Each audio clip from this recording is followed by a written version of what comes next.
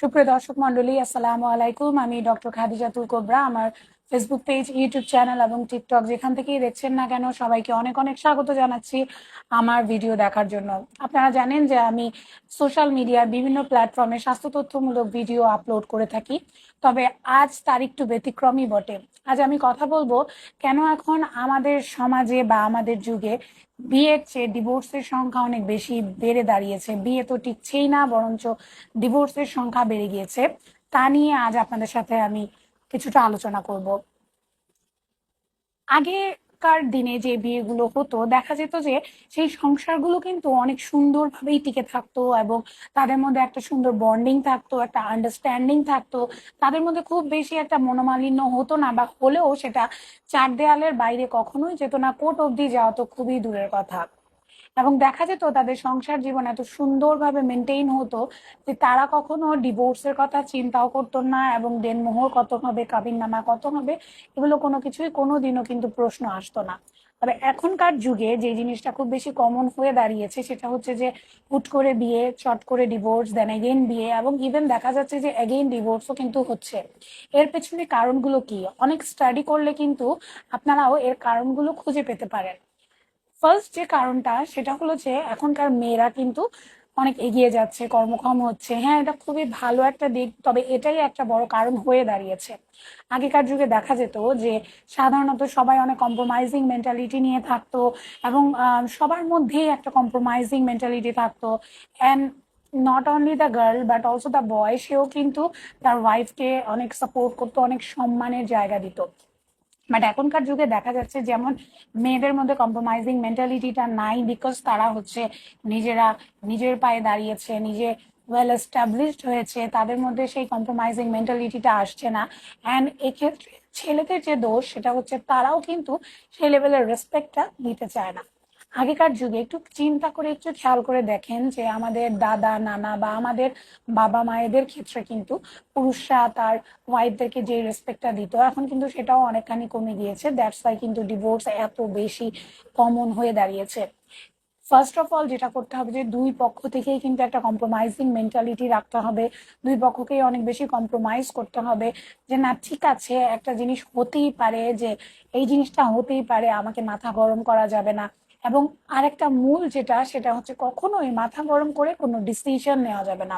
আপনি যদি কোনো বড় সিদ্ধান্ত নিতে চান, সেক্ষেত্রে আপনি সময় নিন, আপনার মাথা ঠান্ডা করুন। রাগের মাথায় কখনো কোনো ডিসিশন নেওয়া যাবে না, বিকজ রাগের মাথায় নেওয়া প্রত্যেকটা ডিসিশন কিন্তু ভুল হয়, এবং পরবর্তীতে এই কারণে কিন্তু আপনাকে খুব বেশি রিগ্রেট করতে হয়। আপনার রাগ হতেই পারে, ঝগড়া মনোমালিন্য হতেই পারে, সেটা আপনার বাবা মার সাথেও হয়, আপনার ভাই বোনের সাথেও হয়।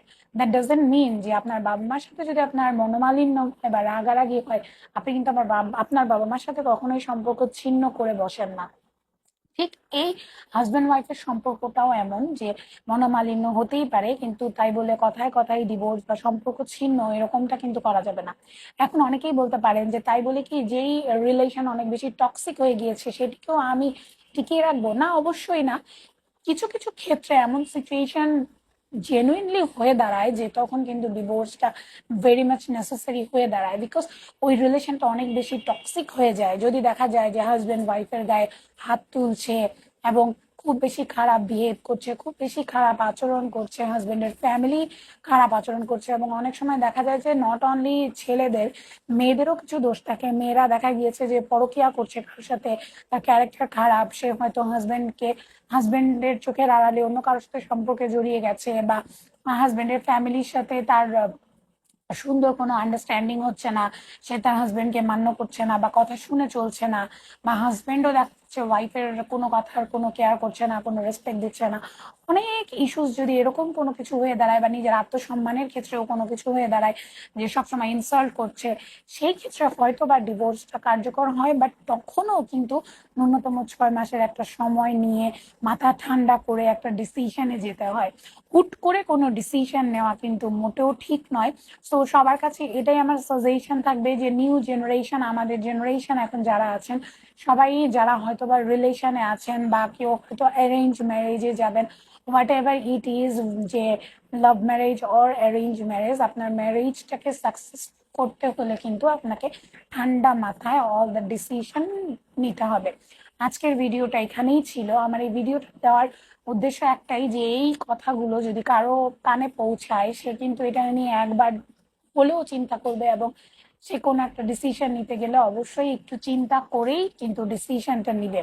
তা আমি চাই যে এভাবে যেন একটু সময় নিয়ে, একটু বুঝে, একটু চিন্তা করে আমরা ডিসিশন গুলো নেই, এবং কোনোভাবেই কিন্তু আমরা যেন তড়িঘড়ি করে কোনো ডিসিশন নিয়ে আমাদের লাইফে ভুলটা না করে ফেলি। আমি ডাক্তার খাদিজাতুল কোবরা আজকের ভিডিও এখানেই শেষ করছি। আপনাদের সাথে আবার অন্য কোনো টপিকে, অন্য কোনো ভিডিও নিয়ে দেখা হয়ে যাবে। ততক্ষণ পর্যন্ত সবাই ভালো থাকুন, সুস্থ থাকুন, এবং অবশ্যই আমার ফেসবুক পেজকে লাইক ও ফলো দিবেন, ইউটিউব চ্যানেলকে সাবস্ক্রাইব করবেন, টিকটকে যারা দেখছেন টিকটকটিকেও ফলো দিবেন। সবাই ভালো থাকুন, সুস্থ থাকুন। খোদা হাফেজ, আসসালামু আলাইকুম।